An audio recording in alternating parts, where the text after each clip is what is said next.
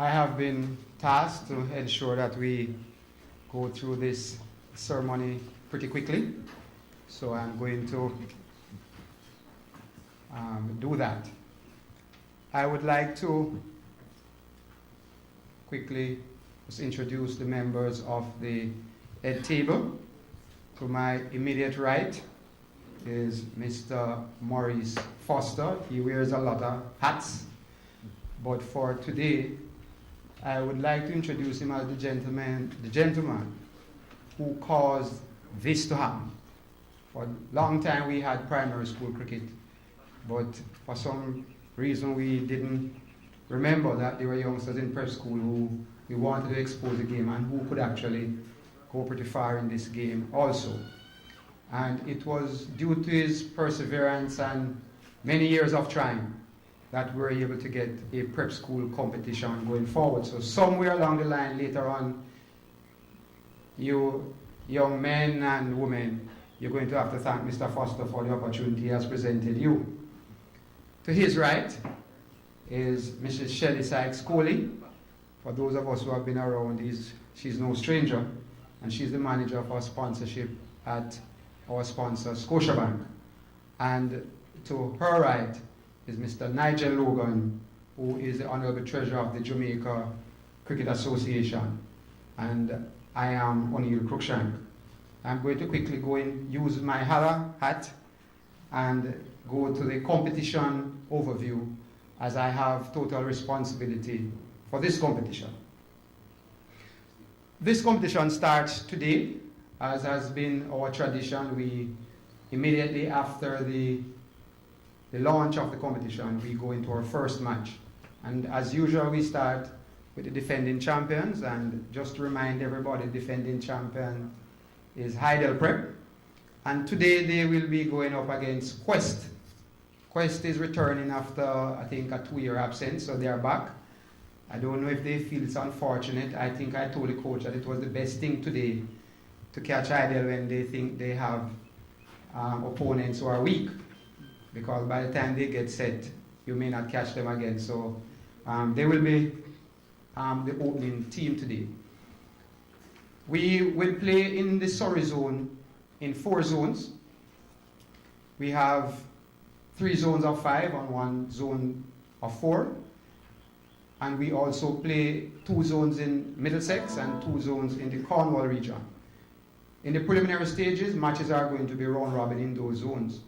And the 2 top teams in Surrey will move on to the quarterfinals. In the other regions, Middlesex and Cornwall, they will move to the semi-final. And those matches, once the preliminaries are out, are all knockout matches leading to our national championship, which should take place on June 21. During the course of this year, the students or the youngsters will be playing, apart from the Scotiabank sponsored bursary, which let me say it again, Scotiabank is providing some bursary, and I leave that to Mrs. Coley to decide. But as usual, we give awards for all the youngsters who score 50s, those who take 5 or more wickets, and there are special awards for those who take hat-tricks and any other special performances, and of course centuries. At the end of the competition, we will also, as we did last year, be announcing a prep school 11. We have been trying very hard to move this team off paper and to put them on the field for everybody to see why they have been chosen in a prep school 11. And we hope that at the end of the season, our all prep school 11 will have an opponent demonstrate their qualities against. I would like to say to the coaches, I was reminded yesterday, or in a discussion, about the way our youngsters are being brought up today. And while we are about cricket, I would like to advise that there are a lot of other things that we need to be imparting to our youngsters. Gladly, this competition has never had issues with discipline, and we want it to remain that way. We want the coaches to ensure that apart from going out there and competing, the youngsters are enjoying this game. For a lot of the youngsters, this is their first time. And at this stage, what we want at the JCA, we know coaches want to win all the time, right? But what we want is participation and an introduction to the game for these youngsters to love the game and to want to continue beyond this point. So I'm asking coaches, be mindful when you go out there. Only one team will win. Every year, only one team has won. And it's going to happen this year again. So we're asking that when you set out, bear in mind that you have other things to do with these kids except trying to win. That in a nutshell is what this competition is about. And as I said, I don't want to take up too much of your time with all that, because you all know all the coaches have already been provided with their playing conditions, and I ask everybody, read your playing conditions. I know I have representatives from the umpire group here, and I'm asking those persons who are here to go back to the umpire association and ask them, please, read the playing conditions. Because sometimes when we send it, they believe it is the same one from 3 years ago, and then the coaches call me, and there are some problems because there's an interpretation problem. Please read. Every year we send out a playing condition, and there may be changes, so I'm asking you to read it. That is basically what the competition is about this year. At this time, I'm going to invite Mr. Maurice Foster to come and say a few words. Mr. Foster, let us hear it from Mr. Foster, please.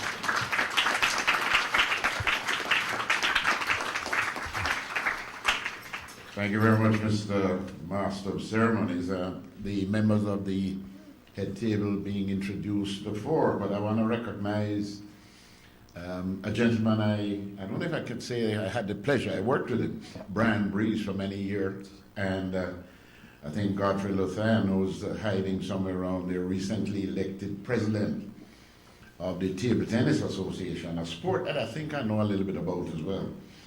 But mainly I wanted to say good morning to all the prep school cricketers. Morning to you. There was a wise Chinaman who said once that the longest journey begins with a single step. And most of you will be taking that single step thanks to Scotiabank. Many of us who played cricket long before, even when we started to represent the country or the West Indies, never really had this opportunity. And it's much better in terms of your development when you start at this early age. And I think the coaches as well will have an important role to play in the whole development of these young cricketers. I want to mention a couple of things to you youngsters. At this age, you look at your goals, and obviously from now you're going to be moving up the ladder. You think about representing your school at a more senior level. Then you think about playing for a club at a more senior level. Then you think about playing for Jamaica, naturally. And then you think about playing for the West Indies.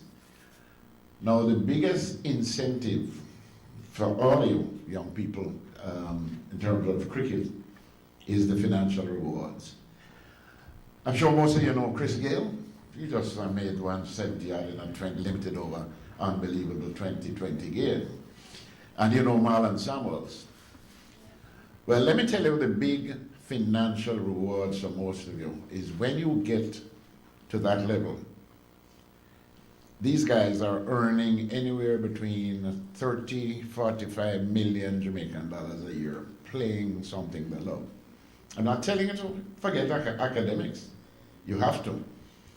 You must still be able to do your schoolwork and be able to balance your time between schoolwork and cricket.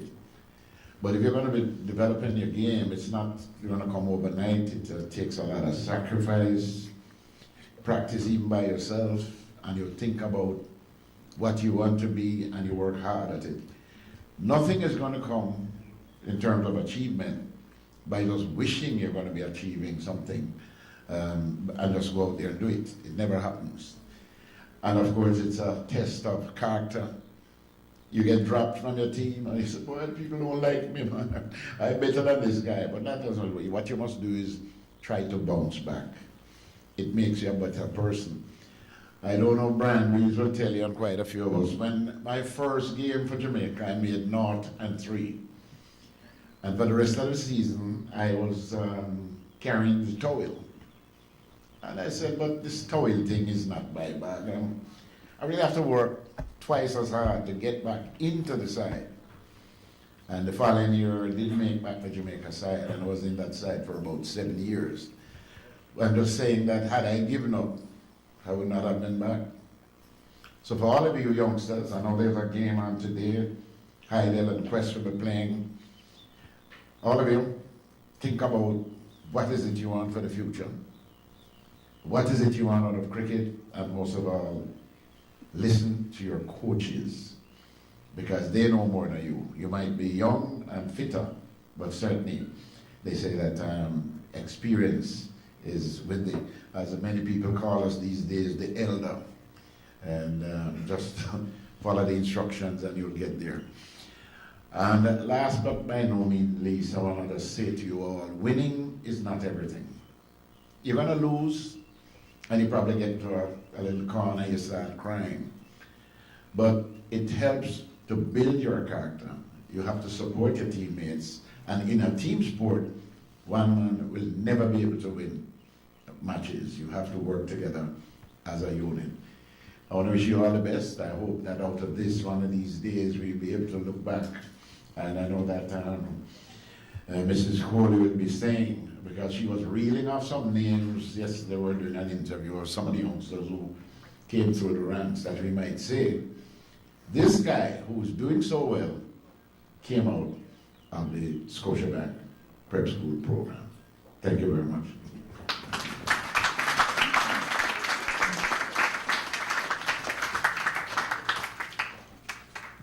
I know Mr. Foster told you about his Jamaica cricket experience. He should tell you the record he has as a batsman of getting to a certain figure and forgetting how to count, which is why I suppose he's telling you to pay attention in school to English and maths particularly for cricket. But you have to be able to know what is the difference between 99 and 100. And he is the best person to tell you what it means not to have gotten there. But I hope you understand exactly that. I know, as I said, as youngsters, you want to hurry up with this program and get out because your thing is out on the field. But listen to these words. One day you may have to tell it to someone else. At this time, and I know the money has not yet been turned over properly, but I would like to invite Mr. Nigel Logan, the Honorary Treasurer of the Jamaica Cricket Association, to come and bring remarks on behalf of the Jamaica Cricket Association. Mr. Logan.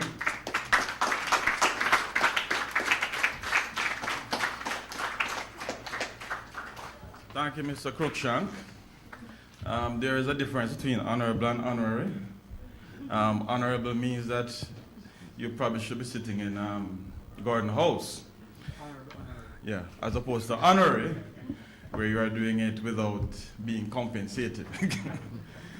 So just so that you know. Welcome everyone. I just want to welcome our sponsors, Bank of Nova Scotia, that has been in Jamaica for probably over 100 years, as a matter of fact. Probably even as long as cricket has been played at the club level in Jamaica. I say one of because I'm not sure who is actually the number one now, whether it's BNS or the other bank. And I'm deferring to them on this since I used to work with the other bank at one time. Also want to welcome members of the JCA, Reverend Watson, Mr. Foster, and Mr. Cruikshank alluded to some miscalculation apparently. I suspect that may have resulted in that unfortunate incident. But I think that Mr. Foster has covered himself in glory above and beyond those situations. Also want to recommend or welcome other members of the cricketing fraternity, members of the media, and in particular now the players, those who are playing in this competition.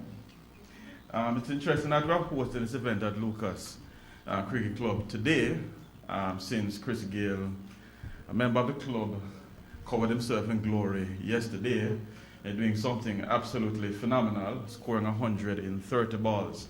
In any kind of cricket, that is something to behold. In any kind of cricket. I think the fastest century in first class cricket might be about 30 or 35 balls.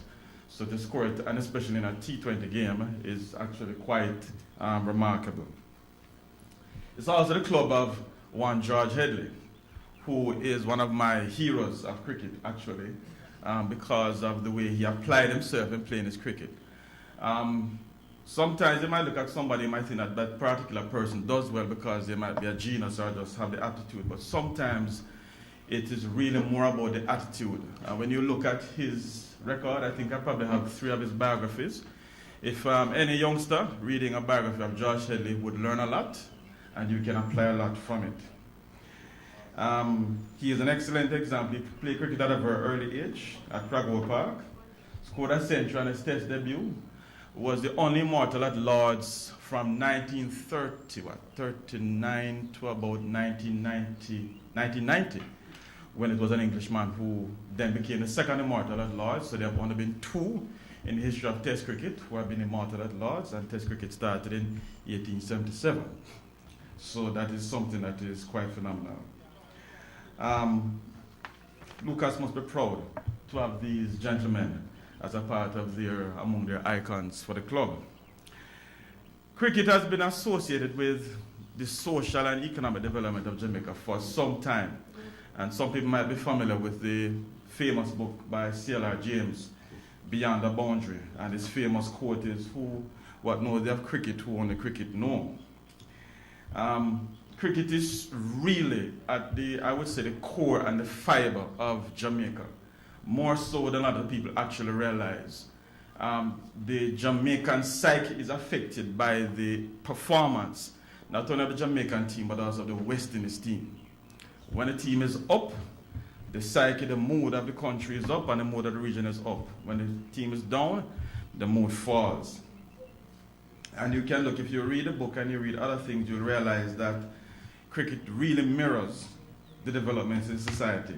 But there's been some decline in standards of late, and we are trying to arrest those at various levels. And this competition is one of those things that we are trying to do, or trying to use to try to bring back some standards. Competition started in 2002, so it's really just 11 years old. BNS came on board in 2005, which is, if my calculation and maths is correct, I went to school, should be 8 years. And we are happy that they are on board, and hopefully, and hope that they will continue to remain on board and to support this program. I know the children will benefit from it immensely, and I think that BNS will be proud of its association with this competition in the years to come. There are somewhere in the region of about 43 teams actually entered in this competition, but we would like to increase that number, hopefully. Hopefully next year there won't be an index that will affect the bank, so hopefully they can increase the sponsorship so that we can actually include more teams, if not most of the teams that are prep schools in the island. There's a fairly good spread between 3 counties, 19 in Surrey, 12 in Cornwall, 12 in Middlesex. 4 of the players from this competition have gone on to represent Jamaica at the various age group levels.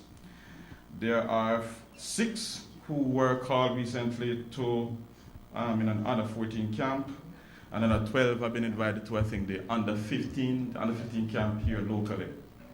So I think that the competition is, and the program is actually bearing some fruit. And some of the names are names that some of us might be familiar with, but clearly in years to come, you will be hearing more and more of the players who are emerging from this competition. So I just want to end by saying just a charge to the players who will be participating. One is listen to your coaches, listen to the officials, apply what you have learned from the coaches and the officials, and most of all, enjoy the game. It will stay with you. Even when you stop playing it and you think that you probably don't like it anymore, a couple years will pass and then you realize that you actually love this game probably more than anything else. I participated in a number of other sports. Then eventually, after I started working, I realized that cricket was actually the game that I really, really loved. And so I've stuck to it. So I just want to thank you for coming, and thank Scotia for sponsoring this program, and that they will continue to sponsor going into the future. Thank you.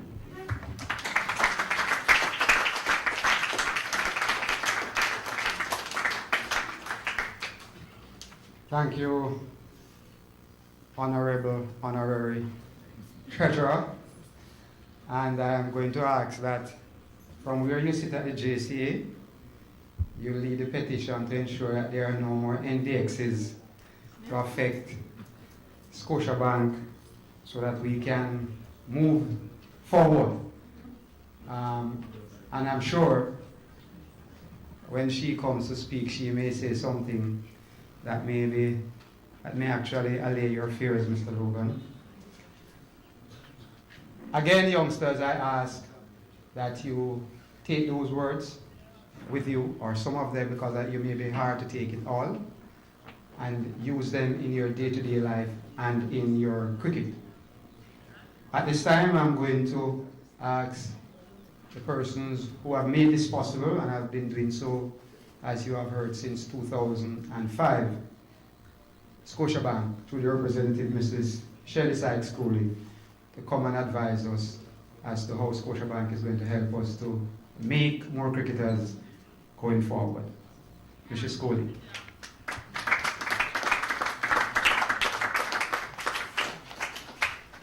Thank you, O'Neill.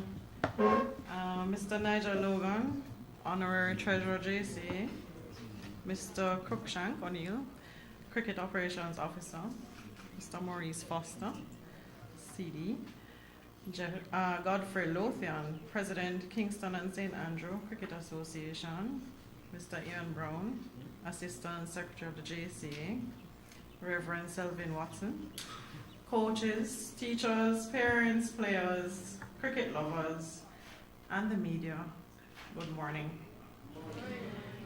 Mr. Foster was just reminding me that when he had this vision for prep school cricket, that we started with only 10 teams. So for us to have grown now to 43 teams, that is a great accomplishment.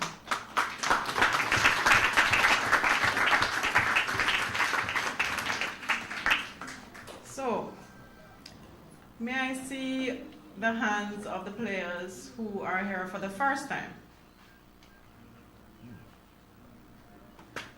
Okay, welcome. And those that are excited to be back, let me see your hands. Okay, great.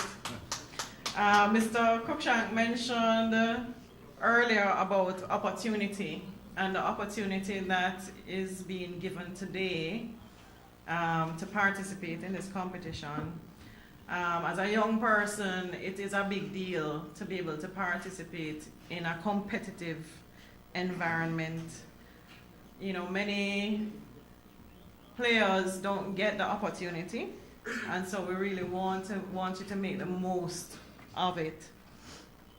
And in addition to learning about the game and building your technical competencies in the game, you know, we want you to pay special attention, as everybody who has gone before me has mentioned, the other important life skills that you must develop to be successful in your life.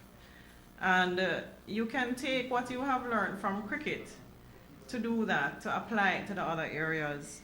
You know, discipline, respect for authority. You must respect your captain, your umpires, your coaches. And that also applies in your daily life. Respect your parents, your teachers, all the other authority figures that you have in your life. And of course, respect for each other. You also have to apply yourself, whether it is in your batting, your bowling, your fielding. You have to develop that practice of practicing to make yourself better every day. And that applies to your schoolwork. It applies to what you do at home. So, you know, you can apply everything that you learn through this game to your daily life to make yourself better. Experts at the Ohio Center of Sports Psychology have identified 9 mental skills that can help you to be successful in sport and in other areas of life. For successful athletes, they say you must choose and maintain a positive attitude.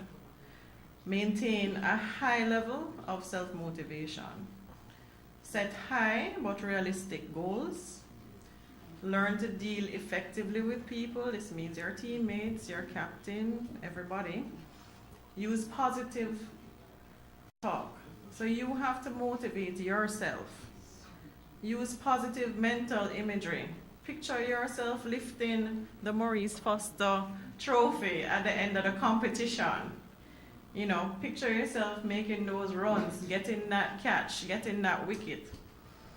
Manage your anxiety. Learn how to play under stress.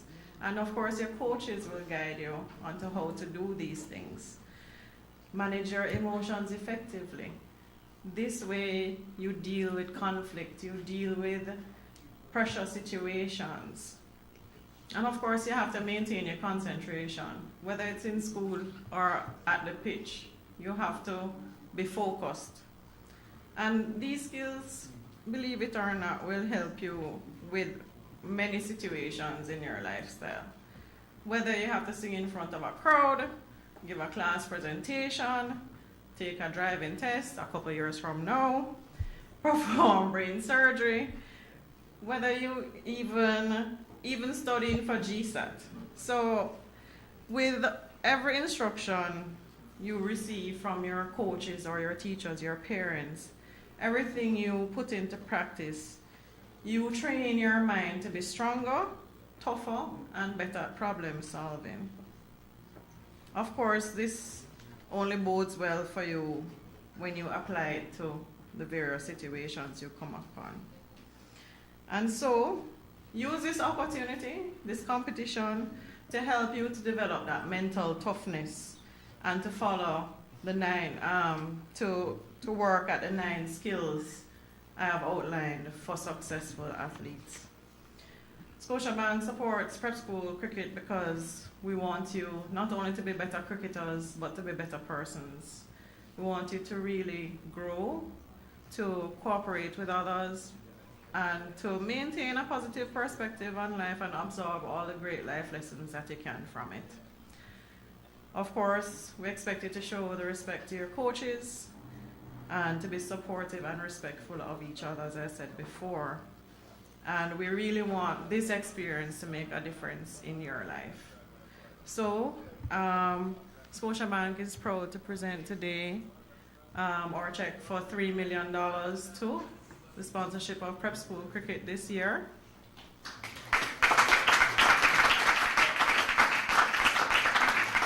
And to help to provide opportunities for young people to be positive in all that they can be.